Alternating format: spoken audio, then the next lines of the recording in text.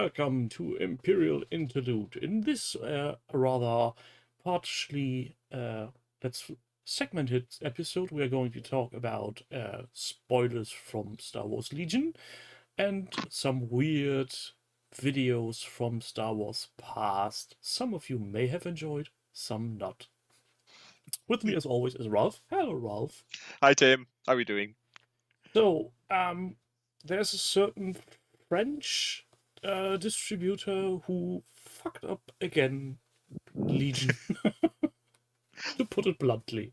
That's one way. Is that the Lion Rampant? Yes. Yes, I saw the translation of well, I saw a Reddit post where somebody posted what you had sent me, The which was screenshots also from the shop. yeah, which was then also posted up on Facebook on the Legion boards, all of them.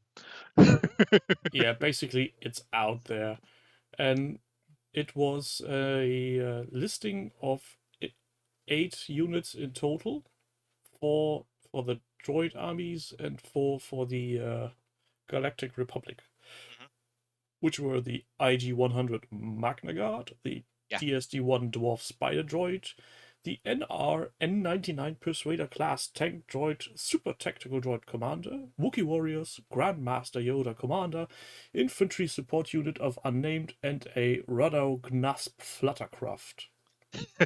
Now say that 10 times faster. Ruddow Gnasp Yeah. Fluttercraft. Now, did you notice the apart from the Magna droid, the basically, which is Grievous's bodyguard, which would be, I think, a nice droid, nice figure to see on the tabletop. Did you notice the theme? Yeah, it's basically Episode 3, The Battle for Kashyyyk. Yeah, it's all because the battle. Nowhere else is this damn Fluttercraft ever mentioned or shown. Nope. Everything else has its place somewhere along the prequels, but that thing only appears once. Now, is this for board? Here's a one for you, which someone posted up on Facebook, which I thought was a really interesting idea. If they've done this, does this forebode that they're bringing, say, a themed? So these are over. I think it's July to September, isn't it, roughly? Yeah, So it's like droid parts were sent for 17th of September, and the Wookiee and Yoda things were 23rd of July. Yeah. So it's like a 2-month period. Yeah. Almost within the release schedule of Legion. Does this mean that put it in Fantasy Flight game terms, Q3? Yeah, Q3 of 2023, possibly. You know, we know what they're like. Does this then bode that this is possibly the last release, I think, by Fantasy Flight per se, or these were done under the Fantasy Flight banner, shall we, for idea, because we all know what they said in the Atomic Mass games calling about the 18-month. Yeah, I'm guessing those should be the last or second to last wave of miniatures flying the FFG banner. Yeah, but I'm wondering whether this is going to be a trend where they pick a battle or or something of that ilk. That's story contained, and they'll go, right, we are going to produce a collection of minis based around that part of the story. So we've got the Battle of Kashyyyk. Maybe we get some from Clone Wars as an example as well. We get some additional clone troopers, we get some additional battle droids, we get an Asajj Ventress, and that could be the Battle of Kamino. Well, I think where they bundle them together. The easiest way to balance out anything for the fans, because since the very beginning of Legion, FFG had tried to make a balanced release schedule, and if they are making it a bit easier for themselves, I think picking a battle and just whacking out units that were depicted in those battles would be the easiest way. I can't really remember any major Star Wars battle being shown on the silver screen that has some big advantages or disadvantages for any fighting force. Even the Battle of Hoth was more or less a balanced battle. True. The interesting one might be is if they do decide to pick battles. Imagine if they pick the Battle of Camino and they drop the the Battle of Geonosis, and they drop the Geonosians in as part of the CIS. That would be very interesting and would allow them to get some major vehicles for the Galactic Republic, because the Dwarf Spider Droid and the, oh god, who ever thinks of those names? The NRN-99 Persuader Droid tank were Mhm. also seen on that Yeah. ground. But then that opens up the thing of them going, oh, well, we've got the LAT that's coming out this year. Maybe we do the clone version of the LAT, which would be just basically adding a cockpit and some wings and some gun turrets, really. A Yeah, little but bit more, I mean, yes, a little bit more plastic, but, from a point of view of the size, it's not as big, or yeah, and it's it's not also not more or so much less of a just leap. a hollow shell and not a transport, Hmm. as the other one is, with very sturdy sides. But it's just, yeah, it's a cockpit with an attached engine, and in between there's some uh, compartment for transportation of some description, but not armored, not very thickly guarded or anything. Yeah. I mean, the other one as well is that then that opens up, if they decide to do that, then say, for example, they did pick the Battle of Hoth as an example, you could see an AT-AT dropping onto on the table. Now, that would be something I think people would go crazy over. Yeah, Of course, but I think the depends on the price point. most units for the Battle of Hoth are already released. We've got snowtroopers, we've got uh, the E-Web Blaster, we've Hmm. got the Rebel Yeah, radar dish gun, which name escapes me. We've got the snow speeder, so there isn't much left to release except for the 8080. yeah. But that then, Maybe do a generator terrain piece. yeah, it would have to be a big terrain, big terrain piece, wouldn't it? The large piece of hollow plastic. Easy to But make, expensive to acquire. yeah, I mean, it depends on what atomic mass decide to do. And I think, we've both said this. I think, that it looks like, I think, and I don't know whether you agree or not, but we've sort of mentioned it, is I do think that it's actually in good hands. That Legion is in, seems to be in. I feel it's the possibilities are much broader when uh, curated by a team that is devoted to miniature gaming and Yeah, isn't a sub part of a larger company doing multiple things at once.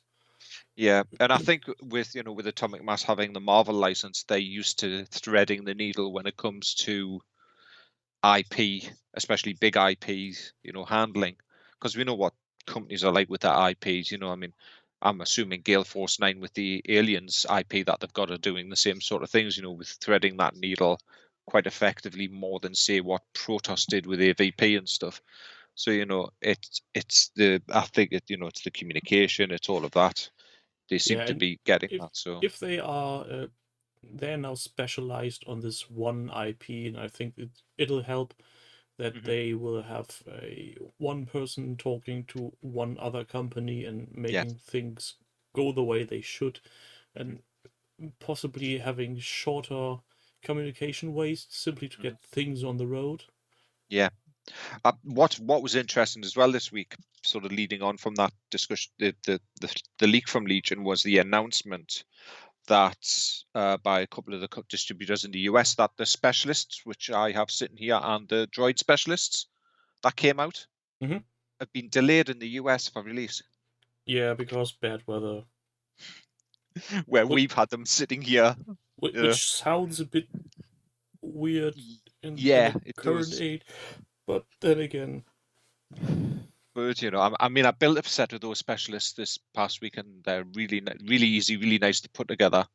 That and the Anakin as well. I found the Anakin a little bit finicky with trying to get the arms and the leg positioning, but because with the two body types, the two leg types and stuff coming.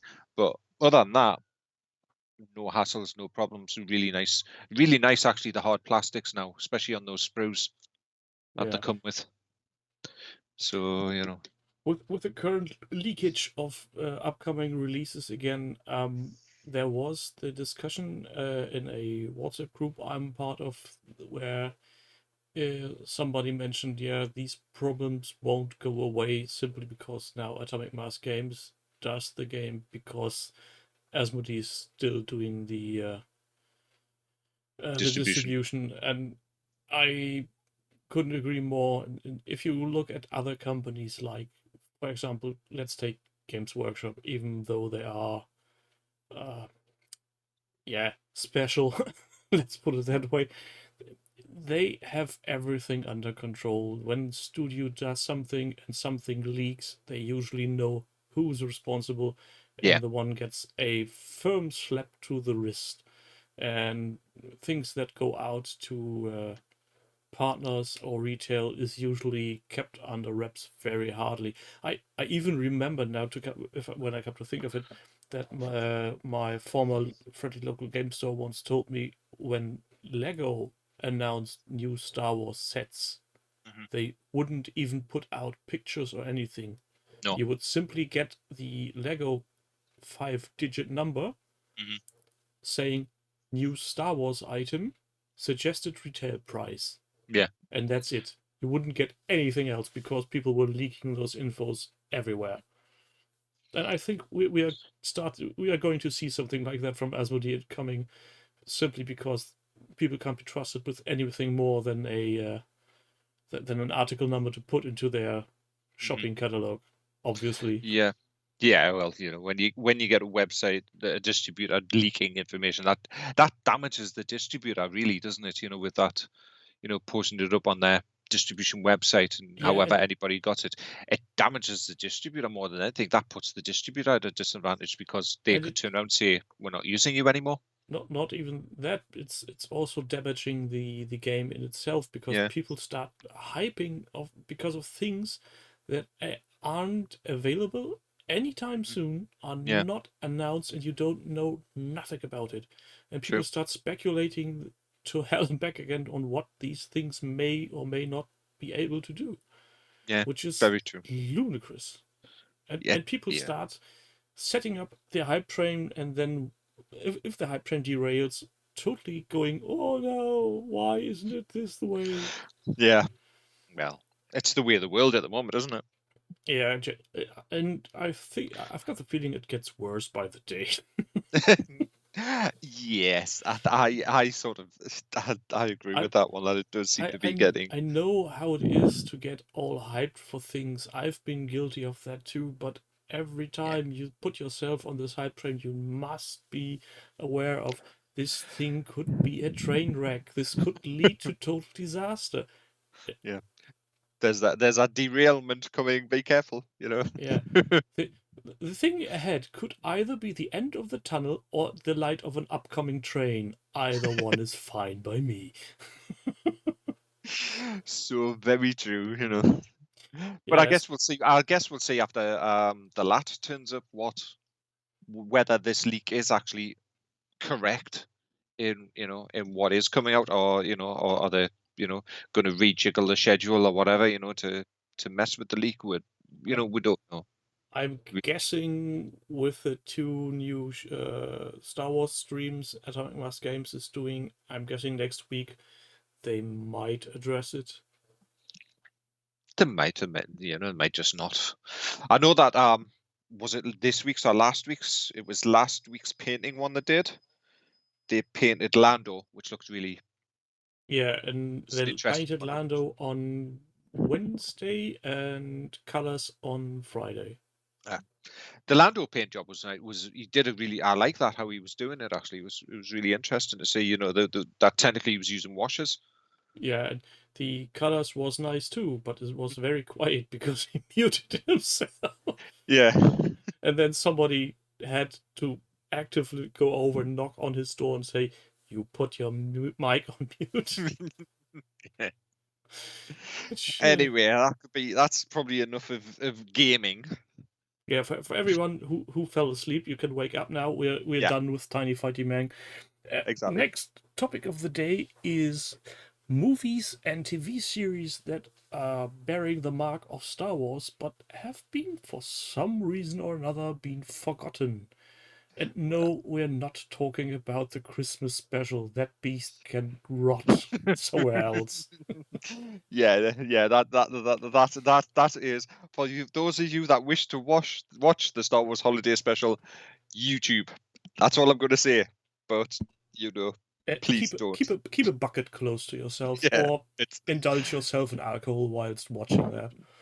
yeah, there is that. Oh, I mean, one interesting thing about the Holiday Special is it's the first appearance of Boba Fett.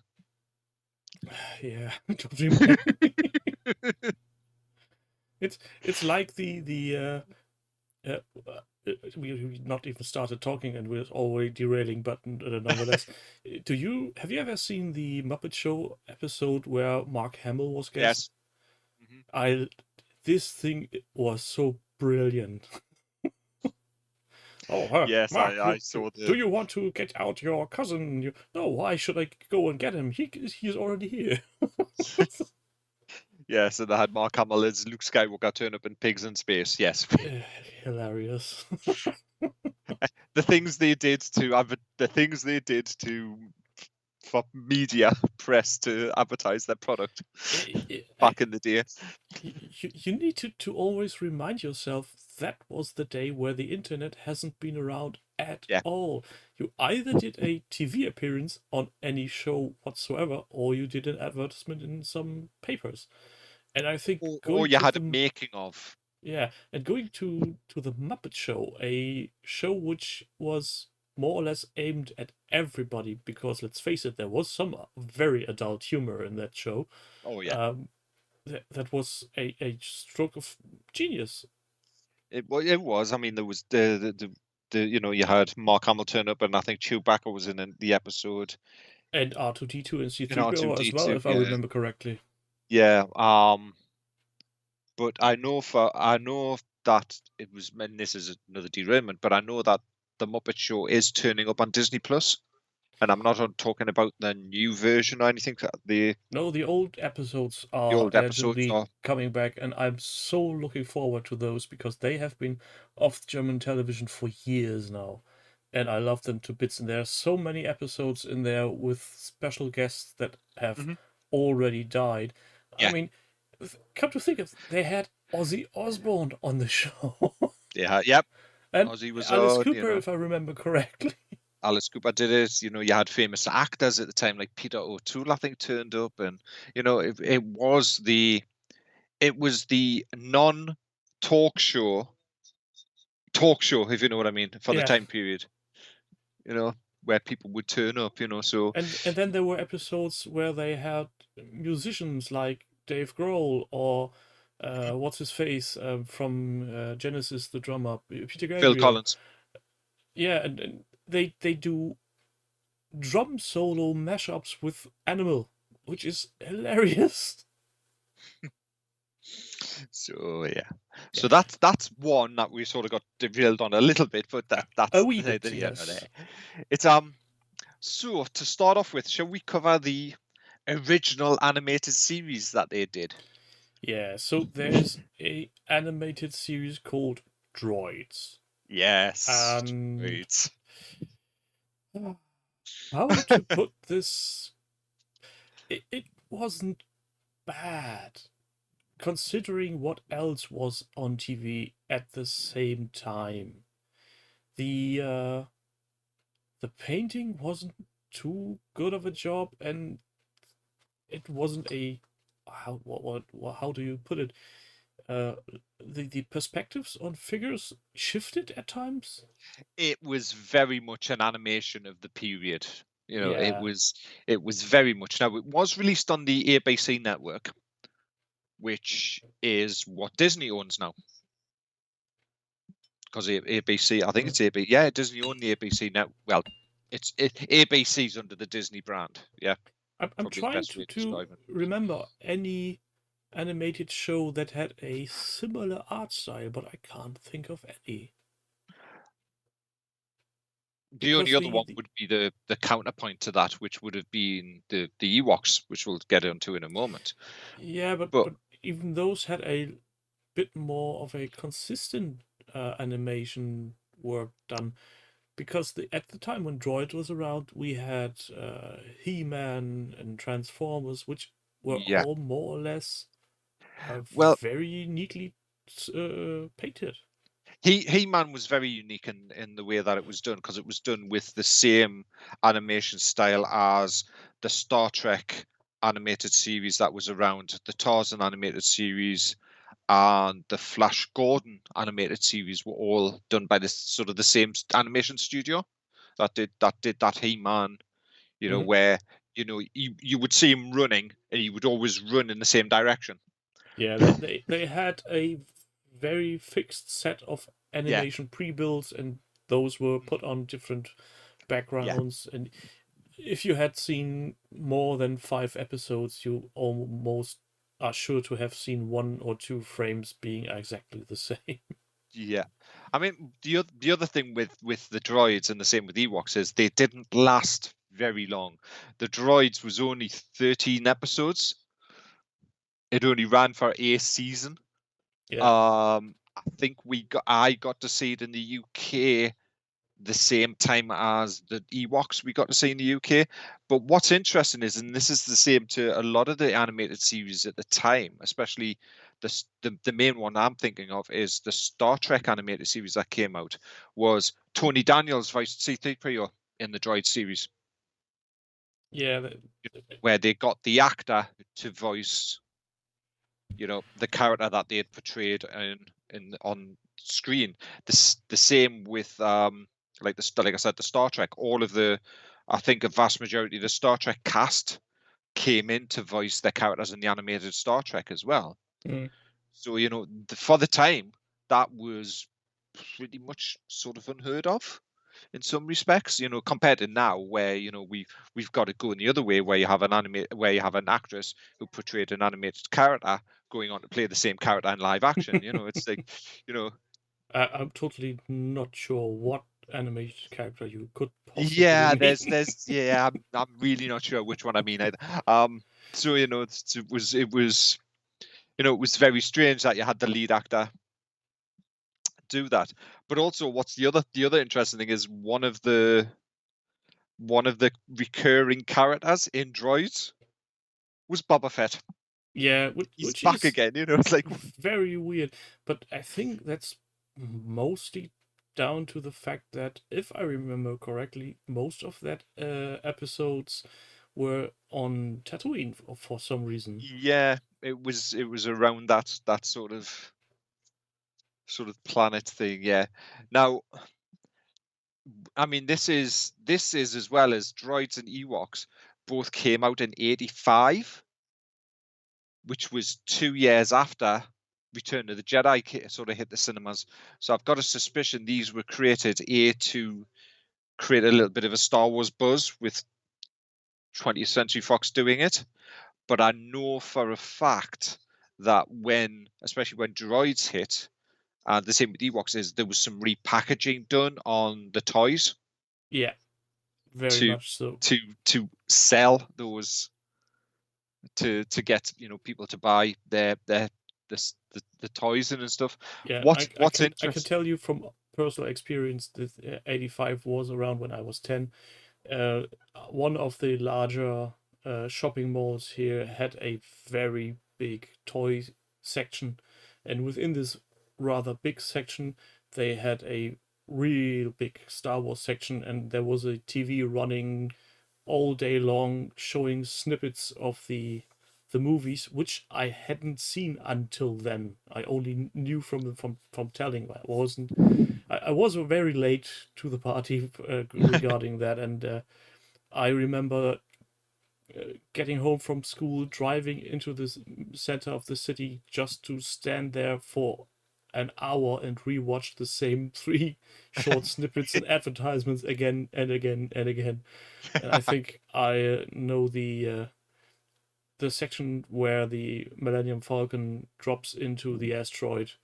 I can do that by heart. Now, what's interesting, where I was a little bit incorrect earlier, is the fact is Ewoks ran for 2 seasons. No. It ran for 26 episodes, where Droids only ran for 13 plus a special. Um, but they were both sort of set around not so much the same sort of period, where, according to some of the information here, it's the series is retrospectively placed 4 years after Revenge of the Sith. That's for the droids one. Really? Is this before Disney went, it's not canon? And the Ewoks is set after, further explores the adventures of the Ewoks after Ewok Adventure, and of course its sequel, Battle for Endor. Yay! Yeah. So, and I think the reason why Evox was a bit more successful is potentially it was more aimed at kids. Yeah. Simply because they are cute little teddy bears and there's not much violence going on. Yes. Cute teddy bears kill the Ewok, sorry. It's bad. Now, shall we get on to the speaking of Ewoks, shall we get on to those 2 wonderful TV movies that came out that you acquired? I actually love them to bits. Possibly because my rose-tinted glasses of yesteryear show me the second movie being the very first movie I watched in theaters on my own, and it was part of the Star Wars universe, and I loved every second of it. That's of course the Battle for Endor, or Ewoks Yes, Battle for Endor. Battle for Endor. Yes, Caravan yes. of Courage is the first one. The first one, yeah. We just recently rewatched it because my wife gifted the DVD to me for Christmas, and yes, they are TV movies. The production quality is low at points, to say the least, especially when special effects like these big monsters, I forgot the names again. Not sure which one it is. The riding monsters that made it all the way to the the Blurg. The Blurg, yes. The Blurg that turned up in the Mando, yeah. Yeah, so they were very poorly made stop action movie special effects, but everything else wasn't that bad. The costumes were original from the movies, so the Ewoks looked authentic, not cheap, and everything else was down to it's a kids' movies, and the main actors are kids. Yeah. You don't expect much from kids, especially not in the early 80s.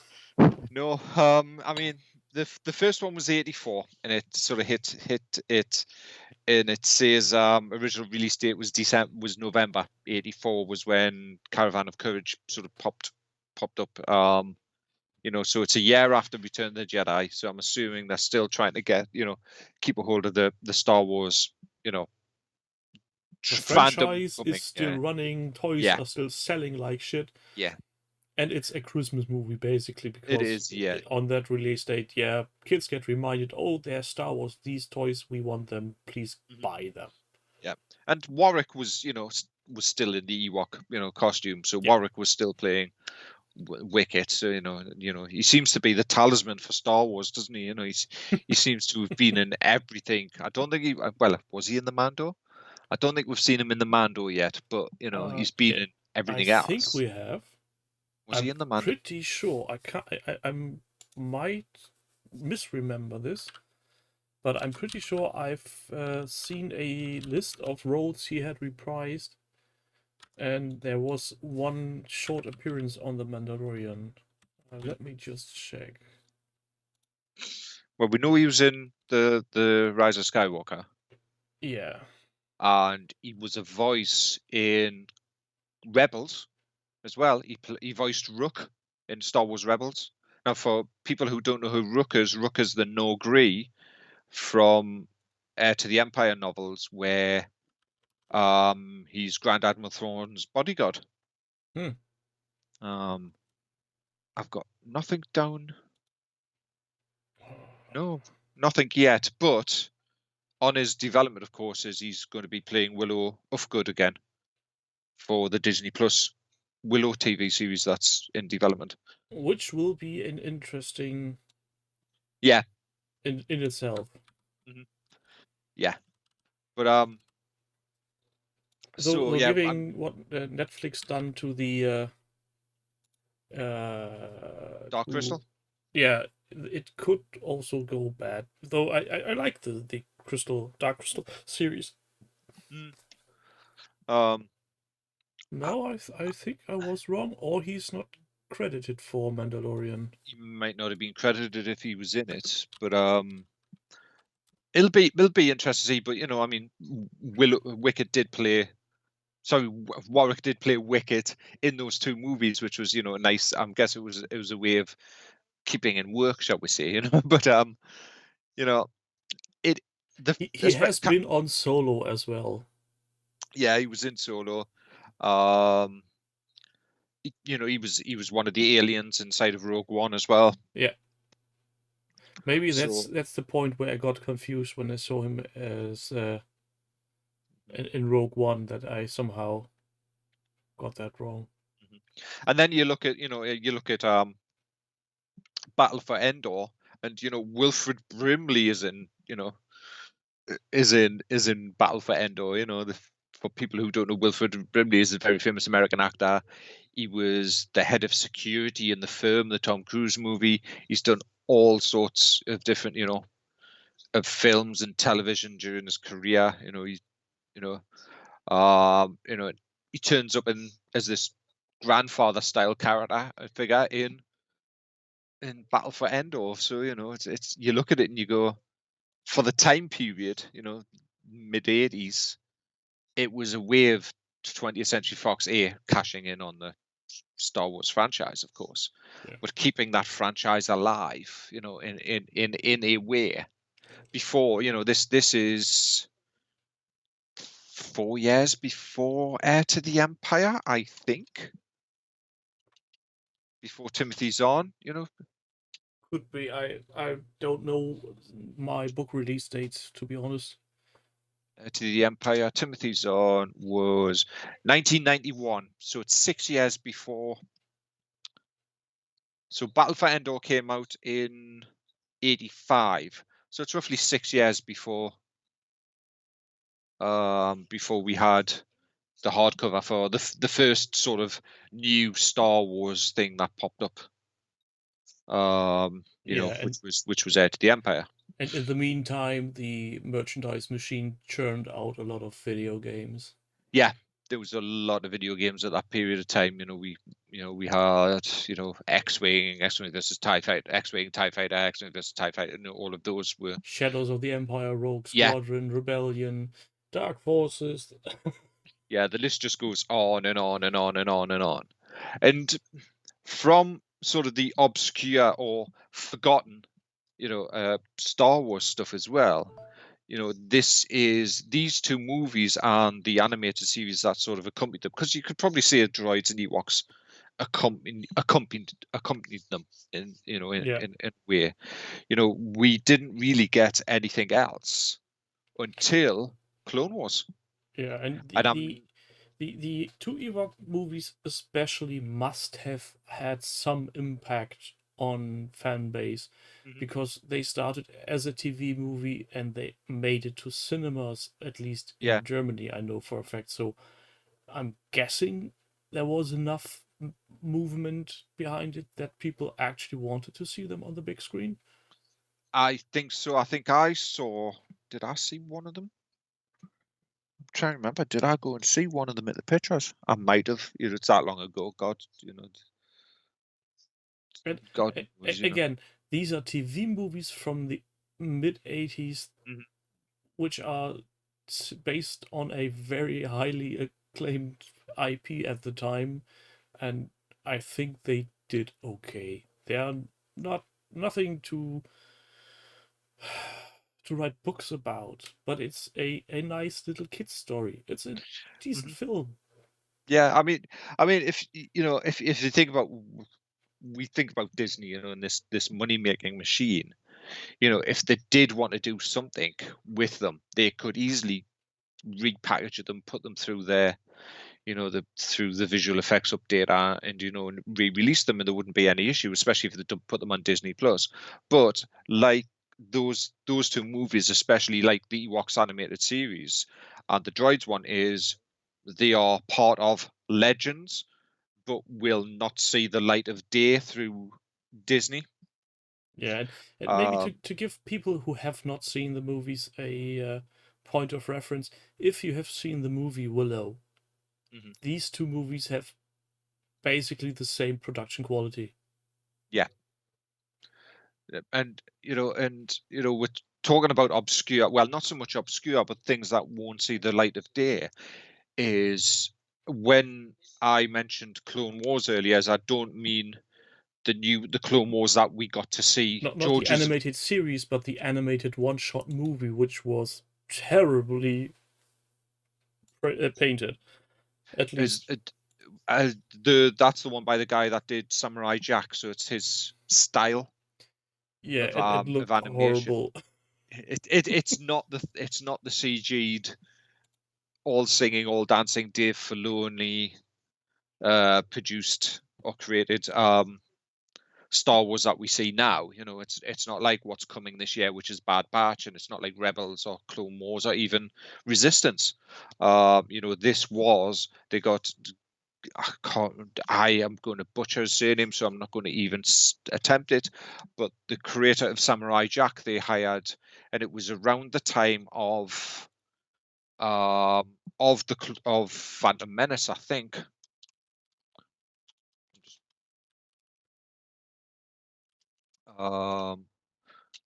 And they basically hired him to create a collection of shorts. Actually, it wasn't. It was 2003. So it was around the time of Revenge of the Sith. Genndy Tartakovsky. Yeah, that's him. I'll let you do that. Now, what's interesting is these were only 5-minute sort of shorts. They weren't very long at all.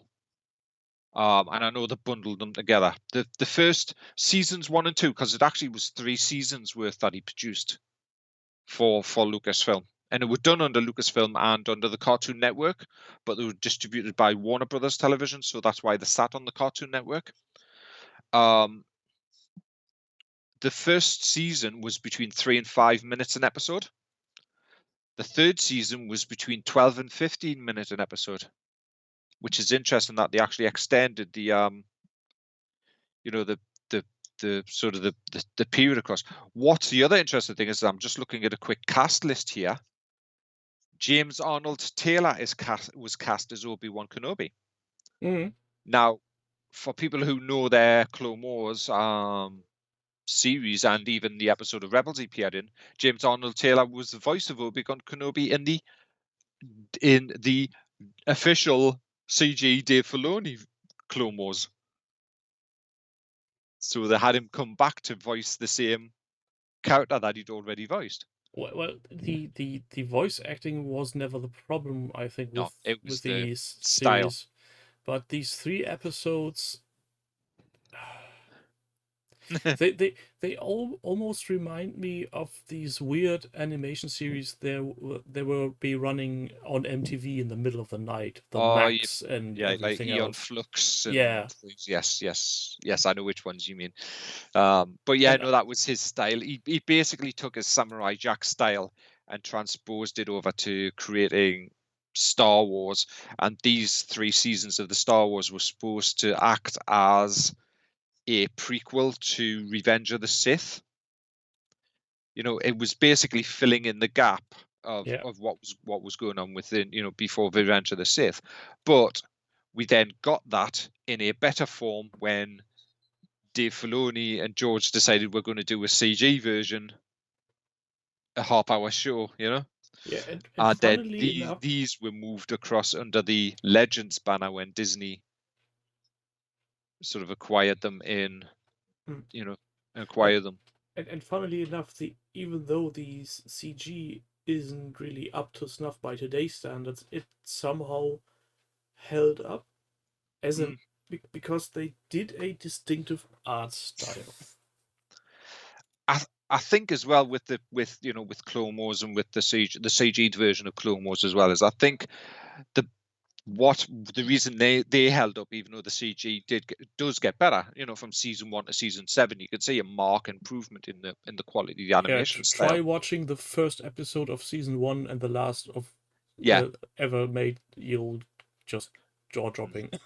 Or even watch the Clone Wars movie that they did, which was like the pilot that they did before Episode 1 that was released, where they introduced Ahsoka, to Episode 12 of Season 7. There is a mark improvement, and then watch the trailer for Bad Batch, and you can see there's an even leap then of a bit between what they did in Episode 12 Season 7 to what they're bringing with the new animated series. There is a masked improvement in the quality of the CG, but I think the reason that Clone Wars holds up more is the structure and the story. Yeah. It's all well and good them producing at the time when this 2003 one came out, doing shorts, doing 3 to 5 minute quick. Here's a quick battle. Here's some information Yeah, about it, previous. it basically was battle snapshots of people Yeah. handing their asses to each other, and the actual animated Clone Wars series had something more on point to a series, even with overarching story arcs going from one episode to another and having plot lines and Yeah. character development. Where this just didn't. I think you were assumed to have that. This is Anakin. There's Anakin. There's Mace Windu. He has all the Jedi that you saw, pretty much within Episode 2. Because Yeah. Mace was in an episode. Kaya Mundi, Kip Fisto. Now the problem with that as well is a lot of the Jedi weren't named. They weren't named in the season in the films. They were named in additional reading. Things like that. I think Kaya Mundi might have been mentioned because he was on the Jedi Council, but Kip Fisto. No, I No, don't think he was mentioned in the movie ever. no, and some of those and weren't really named. I mean, yes, we knew who Dooku was, but we'd never met Shakti. Even though we'd seen her, we knew who she was by seeing her, yeah, but we'd never actually heard her name without reading it through, through like the additional reading that was around at the time. Compared to what they did with the CG Clone Wars, where you were introduced to the characters, you had a little bit of that backstory and stuff Yeah, like and that. they Yeah, had a literal introduction, like, "Oh, Master so and so, yeah, meet." yeah. I mean, Kip is it Kip Fisto? No, it's Plo Koon. Plo Koon has isn't even mentioned in that 2003 Clone Wars, but in the CG one, we know for a fact Plo Koon knew Ahsoka, so there's that relationship where they introduce him through that. But then also he was in charge of a clone force, and by association from him, we got to know the clones, which I think is another benefit of the CG one, where it's all well and good watching the end of Attack of the Clones and the beginning of Revenge of the Sith and all the way through with Revenge with the clones, and the clones are seen as mindless, Killing machines. killing machines, yeah, bred for war. Where if you watch the Clone Wars animated series, it fills in a lot of the gap between 2 and 3 on who the clones are. There are story centric Yeah, around the clones, about them becoming unique or wanting to be unique, and taking names. interjecting into that thing, you probably remember the original Star Wars Battlefront games, where I think it was the story of the 501st. Yes. And there were Jedi's named, and there were stories and background taking this concept of this mindless, heartless killing clone to those are clones, but they're still human in some form, even though Yeah. their minds are programmed. We got more of a story where this show that you'll be very lucky to find this Clone Wars series on anything. It was released. I remember seeing it released, but it has been pulled. They were distributed on Warner Home Video. That's where they were distributed through, and there was 2 seasons. But trying to get a hold of them is like, They were pulled in like 2007. I Yeah, think it was. They were quickly off sort the of yanked shelves. off the shelves once Disney got control of all the Star Wars franchise, and basically sidelined a lot of this stuff into Legends, because they had a plan. A Take that cunning with plan, my a, ki- lord. a kind of plan, or a cunning plan, not as cunning as a fox, with a plan, with a reference and a degree from the University of Cunning, but still a cunning plan. Yeah. They had some sort of plan on what they want to do. That's why a lot of the stuff that we liked, things like Heir to the Empire and stuff, were sidelined into Legends, but it allowed Disney to have that clean slate they wanted. But Yeah. then when you get somebody like Dave Filoni or Jon Favreau coming along going, well, we're going to create a live action show. Ooh, let's have a look at what toys we're allowed to use.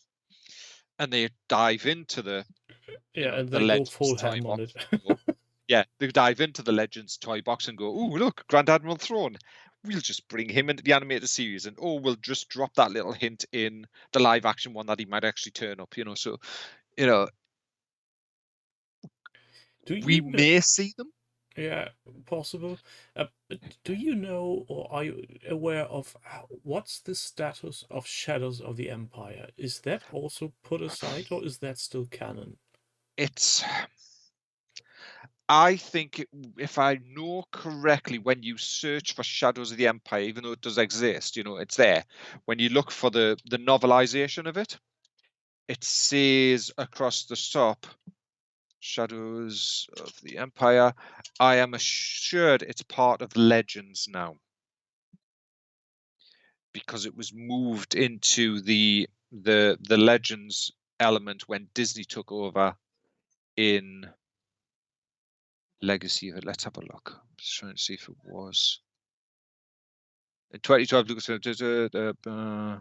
Yeah, it were rebranded Legends and all declared non-canon in April of 2014. Oh, that's too bad. However, the Feline, the Black Sun, were made canon in 2013 with episodes of the Clone Wars. So Yeah. the Black Sun crime syndicate and the Feline race, not Prince Shizo himself. It is Shizo, isn't it? Yes. Yes. Weren't.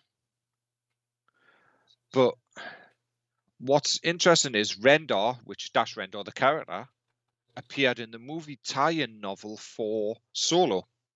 Yeah, that's why I'm really. I hope they put that thing back, because I remember we were starting this episode on movies that are not well known or received as a part Yeah, of the Star Wars universe. And for everybody who does not know, Shadows of the Empire had everything Star Wars movies had, but a movie. It had yeah. books, toys, a video game, a freaking good one at that, and Soundtrack. soundtrack which was amazing, and so much other stuff, comic stuff, toys, trading Yeah. cards. It, all what that was lacking was a proper Star Wars film. The idea behind it is similar to what they've done with this new High Republic, where it was a all-out media blitz per se on Yeah, and this but this. given the time frame, that was Oh yeah, 96, that was in the early days yeah, of the internet, and the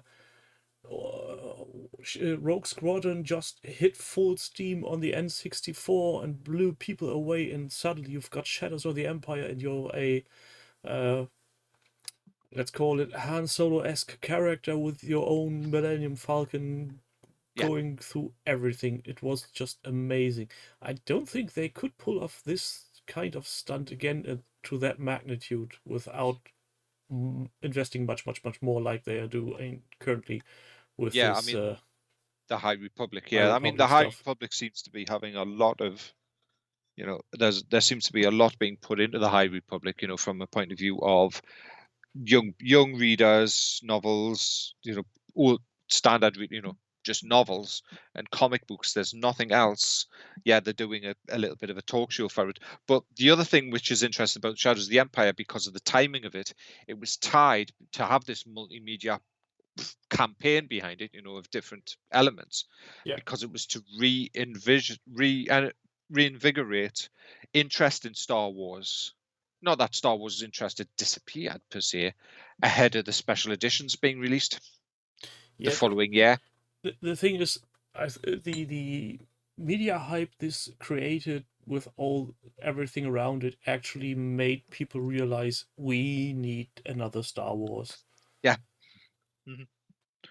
I mean, it's you look at it, and at the time I was a little bit, but you look at it now and you go, yeah. I mean, it was telling the story of the same way that the animated Clone Wars did, which is the story between episodes 2 and 3. So at the end, where Luke and Leia are standing on the Medicos frigate watching the Falcon go and search for Solo, to Luke turning up. Well, yeah, Luke turning up at the beginning of the droids turning up at the beginning of Return of the Jedi. Um, you know, and it was spanning sort of that, but in the way of episodes. In those episodes, so you sort of had twin storylines going at one point as well within it, because Yeah, you did have them hunting for Solo, but then you also had Vader hunting for Luke. Skywalker. But then you also had the elements of the intrigue with the Black Sun and Prince Caesar trying to oust Vader as the Emperor's number 2. Yeah, and the soundtrack was one of the few soundtracks that were not made by John oh god, Williams. John Williams, Hmm. but by Joel McNeely, and Hmm. he really took it and ran with it, and he did some really nice tunes that Hmm. can hold a candle to John Williams. Yeah, I mean, I think that there's a lot of talk, and rightfully so, about the music of Star Wars being something special, with John Williams behind it. And you can understand, John Williams has been in creating film music for, probably 50 years. If you think about it, I Yeah, mean, Close Encounter, Star Wars, Jaws. I think he was involved with THX 1138. He's had this relationship with Spielberg and Lucas, among and other filmmakers if throughout his you entire if you career. watched any of the movies where his music played a role, it's simply impossible to imagine these movies without his music Yeah. or a different kind of music. Yeah, but when and then you have these other composers come along and do it in just as good a fashion. You've got Joel McNeely with the Shadows of the Empire soundtrack. You've got Ludwig doing the Mandalorian soundtrack, which the music on that. Though to be fair, The Mandalorian is a soundtrack in its own. It's great, Yeah. Hmm. but you wouldn't associate it with Star Wars if you wouldn't know it. That belongs to that TV series. With the soundtrack for Shadows of the Empire, I'd reckon if you play that to somebody, they would say that sounds like Star Wars somehow. Yeah, the thing is, what's interesting, about the Mandalorian soundtrack is the fact is the way that he's able to weave, especially in the second season, the elements that we recognize. So the episode The Jedi, the very last thing of it is, he's playing the Mandalorian, sort of this typical Mandalorian music, and then it weaves into Ahsoka's theme, and it just it blends in, or that, or when Ahsoka's speaking with Mando and Grogu's there, and it weaves a little bit of Yoda's theme in there, it just tiny bits, and you can just hear it, and it sort of it brings that emotion in, and but Shadows of the Empire, you could probably, you listen to it and you go, yeah, that's there is elements in there that are innately Star Wars in its in its composition, and the way the composer's done it. Yeah, the genetics are Yeah. unmissable, Mhm. basically. Yeah, and you know I I got the book. I listened to the audiobook. I got an art book for it. They did all sorts. They did absolutely all sorts with it. And for them to do anything like this again, they would have to pick something really special to do it with. And no offense to Disney and Lucasfilm about what they're doing, is I don't think the High Republic's it. No, it's really not.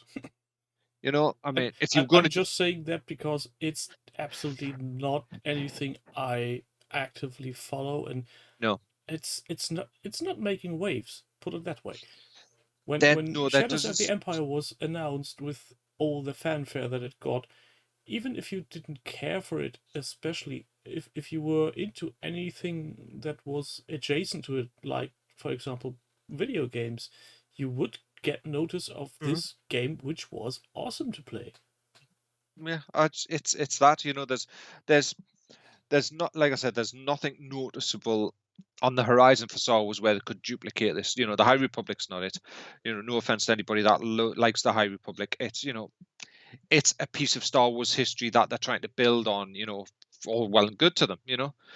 I think if you were going to do anything like this again, the obvious one would be to pick to get that notoriety and stuff, to get the buzzwords, and Yeah. linking it in with video games and stuff, is you go right the way back. Now there is a rumor popping up that they're looking to because Mass Effect's getting re-released this year. They're doing like what's called Mm. a legendary box, I think it is, or something, which is like an anniversary set, Yeah, and all it's a three parts redone. remastered Mass Effect 1, 2, and 3. Because on the back of that, there's a rumor popping up that they're looking to do that for the Knights of the Old Republic. Oh god, please don't give me hope. Oh please, no. Now, if Ah, they did that with Knights of the Old Republic, you could easily do a Shadows of the Empire style media campaign using Knights of the Old Republic. And what you could also do then is, even though it would take time, and they probably wouldn't have announced it, and just drop it on where, they could have done an animated, a small, say, 6-part animated series, Knights of the Old Republic. You've got your soundtracks. Well, you've already got your soundtracks I would because be over the moon to have another assassin droid calling me a meatbag. bag, yeah. Yes, I get that occasionally when I play Tor, by the way, because I still do occasionally drop into the Old Republic MMO. I Uh, was just with that. wanting to reference because you said the High Republic isn't really pulling it for you, and No, I feel the same, especially with the Old Republic, this MMO. And I always thought it is maybe because it's mainly a multiplayer game, and multiplayers aren't my cup of tea.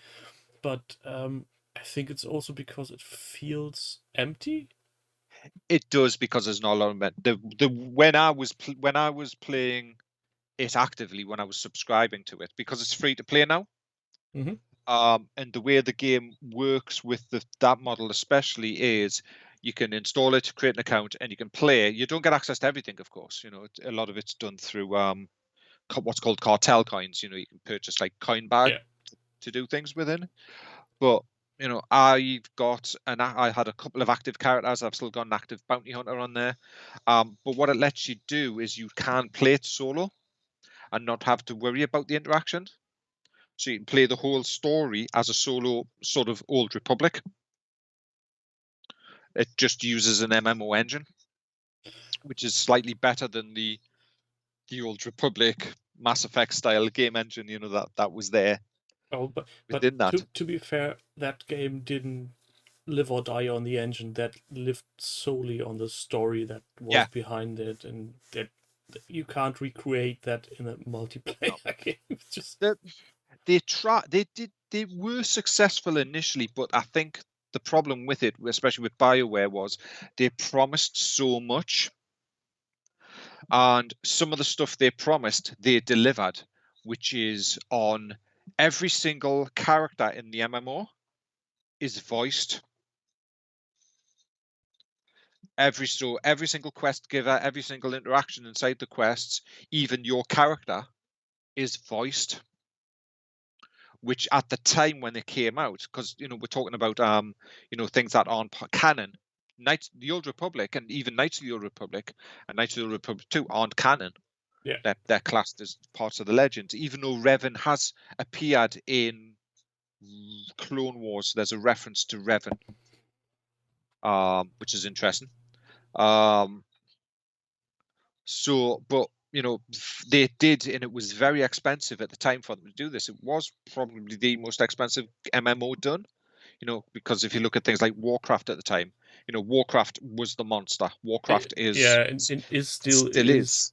The thing that drove me off was after initially having some fun in it, the basic the other players aren't staying in character whilst moving from A to B and jump around like little bunny rabbits, and no, that takes me completely off the immersion, and that's why I left that game after a few sessions and said, no, have fun with it. I'd like to have back, please, Star Wars Galaxies. Well, even Galaxies had its issues, shall we say, didn't it? At one point with the introduction of the Jedi Knight properly as a class, I think was. Yeah, but that again is a thing you can appoint to the players. Everybody wanting to be a Jedi, well, then play a Jedi single player game. If you want to play a multiplayer game, you need to be basically you shouldn't be allowed to choose your class. There should be something appointing it to you. Otherwise, you're not getting that balance anyway. That's why I picked a bounty hunter when I played Tor. But or, I mean, or simply restrict certain classes for, let's say, high level characters who have played X amount of time, but not giving everybody access to the high and mighty at day one. That doesn't work. No, it doesn't. But so there is that rumor, as I was saying, that they are maybe, possibly, people are hoping that we may get a remastered version of Tor coming. Well, not Tor, sorry, KOTOR. But then, if Disney wanted to, shall we say, get good favor with the fans, especially after the past couple of weeks, and we won't cover that because we're not going to cover that here. Yeah, just to stay on the subject of computer games, Yeah. just go look at what EA did in the last years to the Star Wars franchise. Well, yeah. That's so bad that if Disney actually wanted to apologize in any way, shape, or form, a re-release of KOTOR with a addendum of Shadows of the Empire, people would gobble that up immediately. Because KOTOR has a soundtrack. They could even nick bits of the soundtrack from Tor, and Tor's got a really nice soundtrack. Because when you got because I got a collector's edition of sorts of Knights of the Old Republic, and you got the soundtrack with it. But they also released the soundtrack separately, different snippets, and when you listen to it, it is very Star Wars. It is very much of that. That it's got that DNA running through it. So you've got a ready-made soundtrack. You've got a ready-made video game. You've also got. And as far as I understand it, for the re-release of this other game, which names escape me now again. KOTOR? No, the one, Mass Effect. Mass Effect. They didn't change the engine too much, so it wouldn't be too hard to adjust simply textures. It is. It's a graphical. It's a graphical change. Plus, I think they're fixing, or they are putting in all of the DLC that was released. They're also not so much fixing the ending, but adding in that additional ending. The end can't be fixed. Yeah, well, what I mean is that they're actually making it with that proper ending that they had, that they ended up sort of shoving in. Yeah. They're actually putting that in, and they're also changing some of the camera angles on some of the cutscenes and stuff, because people, there's let's just put it this way: the internet is is a horrible place to be. Yeah, for everybody who's scratching their heads now, as far as I understand it, the first edition of Mass Effect had some weird camera issues where it would focus on the bum of a female lead character, and they have said that they would adjust that in the re-release, which led to a shit show, and let's just leave it at that. Yeah, it's just correctness gone crazy. I'm sorry, but Yeah, and there are I guess I'm a people crusty saying old man. you could use this vehicle of the wrong camera angle pointing at things in within the story, because there is a turning point in the story for this character, and that would even help the story. But yeah, they went and burned it all to the ground. Yeah, so I, just, I think we strayed a bit from we have, but yeah, movies and things. it's I'm guessing. I think what we're probably trying to cover is the fact is there is a wealth of non-official Star Wars bits out there that you just need to, if you're interested in any, if you're interested in looking beyond what is available through Disney Plus and the movies, and even the official novels that are out there, you I, can go I and wouldn't say those find things. aren't official Star Wars. They are just No, simply taken aside and not part of the yeah, storyline going forward. yeah. But if you go into a bookstore and look at the secondhand shelves, there is such a well of books to be had. If I may make one recommendation, get the X-Wing novels. Those are awesome. The X-Wing series by Michael Stackpole and Yes, additional authors. There's 10 novels in the series, and and I think it's the only place where you can find an Ewok as a pilot. yes, Red Squadron. No, is it? Is it? Yes, it is a pilot. I'm trying to remember. No, Yeah, it's not.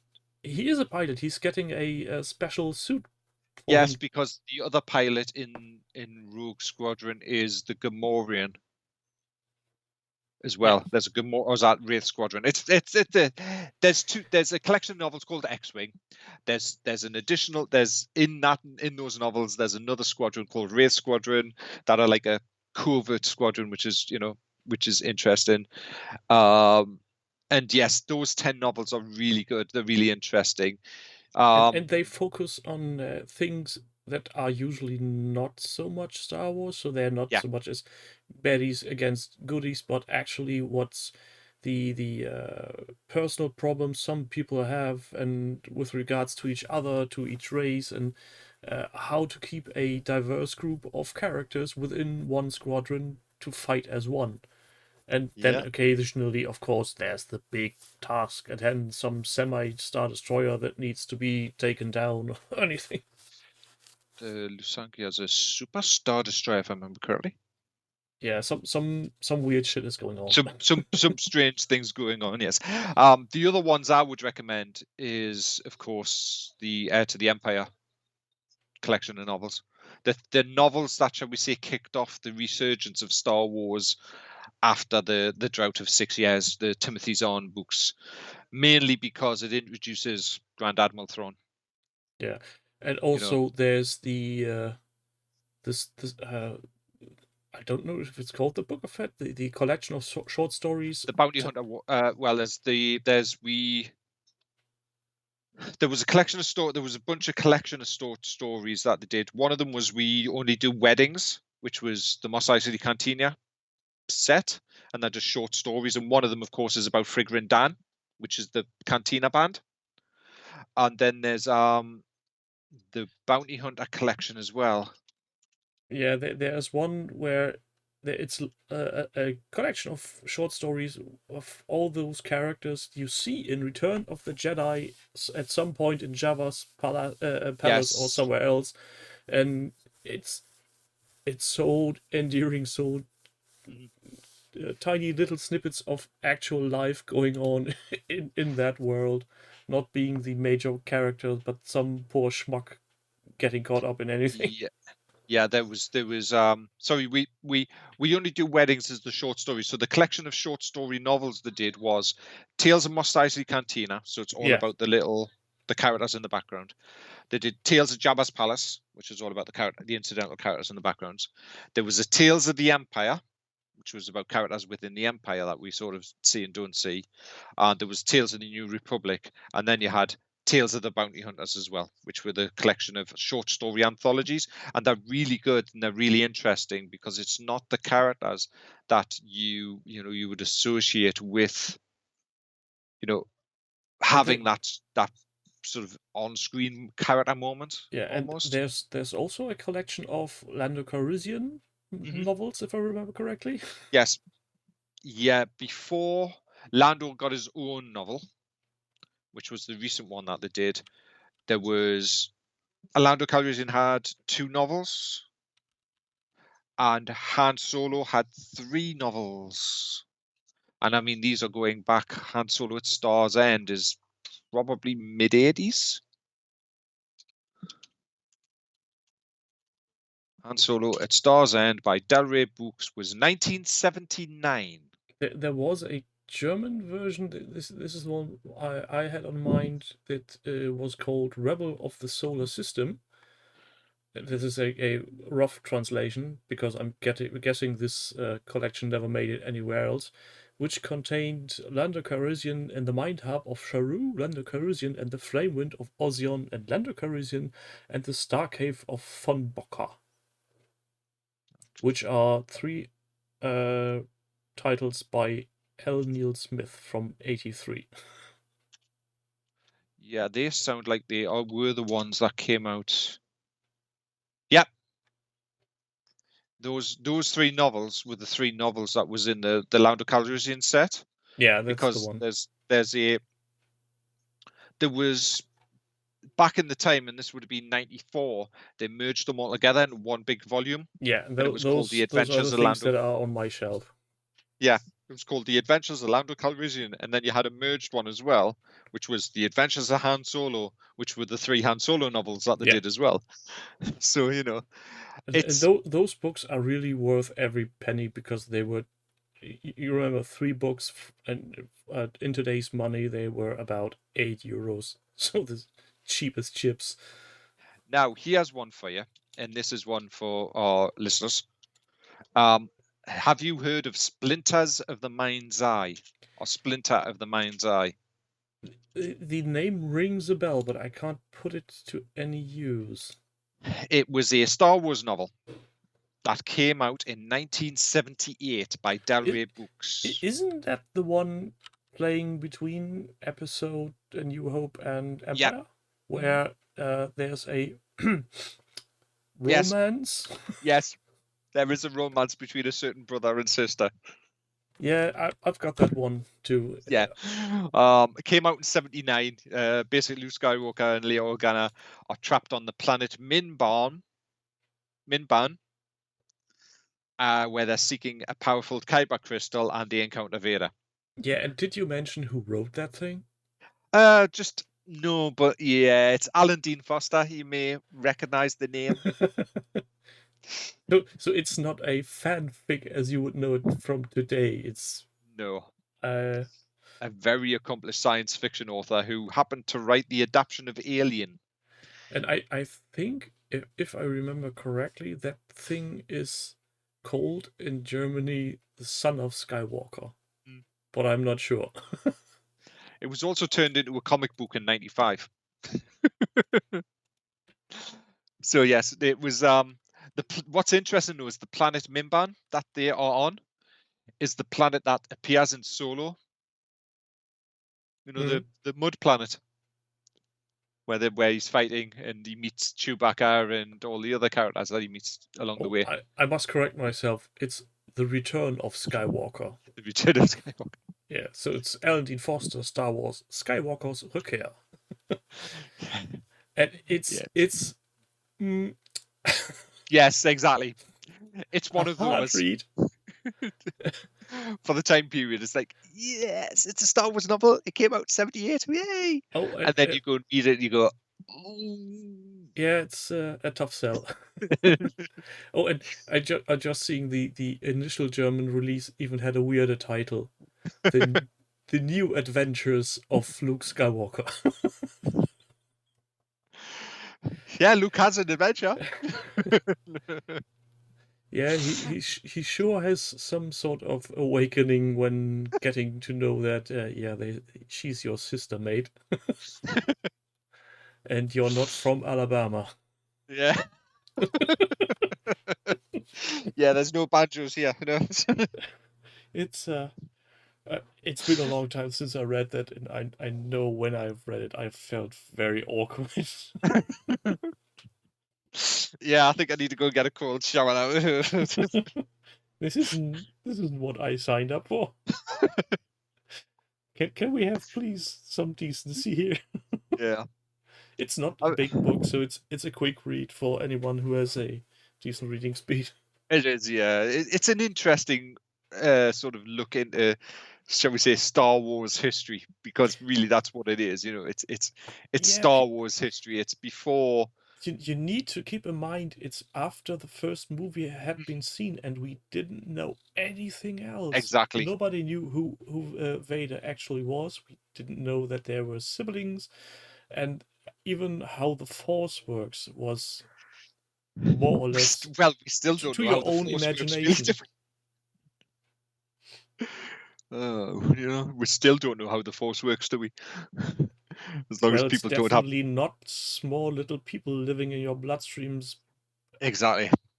It's not that M count thing that we keep hearing things about. But I it's feel if Disney could remedy anything from the prequels, it would have to be either Jar Jar Binks or this bloody chloromedian midichlorians. things. Oh bloody! I'm not Can't sure even get about the word Jar out. Jar actually. I'm really not sure because Ahmed Best went through hell with the character, and people are what's the word? Shall we say the prequels are holding, even with Jar Jar, a lot of warmth in people's hearts. I think with that I there seems to. still think the character of Jar Jar Binks needs to be strangled slowly. But as we've covered this in the past, Tim, you know that they weren't written for us. Us Yes, they cross. weren't written for us, but that doesn't stop me from not liking that Yeah, character. true, very true. But he and, but and he has paid it really maybe a it lot. wouldn't have been so bad if the way the character speaks wouldn't be so annoying. And for what it makes really worse is they actually translated the American English very well to a proper German way of speaking and making it sound exactly as stupid as in the original. So in other movies, not only Star Wars, they managed to remedy things and make movies actually better. And I'm struggling to remember there was a movie by not Michael J. Fox, damn you, Eddie Murphy, which got horrible critiques when released in English talking countries and was highly acclaimed in Germany. And years later, we've learned that was simply because the dialogues in German were so much better than the originals. So there is a thing you can do with translation. You don't need to go literal. And if there's a character called Jar Jar Binks, simply mute him. Simply mute, yes. Make him use sign language or something. But anyway, we've sort of digressed. But yes, if anybody is interested, there is a wealth of non-official, shall we say, well, non-canon, because that's Yeah. how they denote it. Non-canon Star Wars out there. If you do go diving deep enough, you will find And I think you will find it. for every new fan of Star Wars who has jumped in on Star Wars, let's say the last 20 years when the prequels were around and has never been to the cinema with the original movies, go grab copies of Ewoks or Clone Wars, the original series. Just peek into it and see how weird Star Wars can be and how strange some people's ideas behind it get. Yeah, Definitely. So I think we cut at this point before we get on a complete rant on novels and maybe even video games. I wish you wouldn't have told me about this rumor about Kotor, to be honest. I'm Well, you if were that's eventually going to find out about it, you know. I mean, I wasn't going yeah, possible, but I wish I to. would have found out the moment they released that bloody damn thing, and I think at that moment I would have would have taken an axe to my internet connection and simply cut off everything because no, I can't have that. That will ruin my social life forever. It's one of those games you can play for hours and Yeah, hours. So, definitely. yeah, this has been an interesting hour. Ralph, I thank you for being here, and It's a pleasure. we will think of a title for the next episode because currently there is not very much going on that's worth talking about. But maybe, just maybe, some things will come around in the coming weeks. Until then, I'm Tim. Stay safe and remain indoors.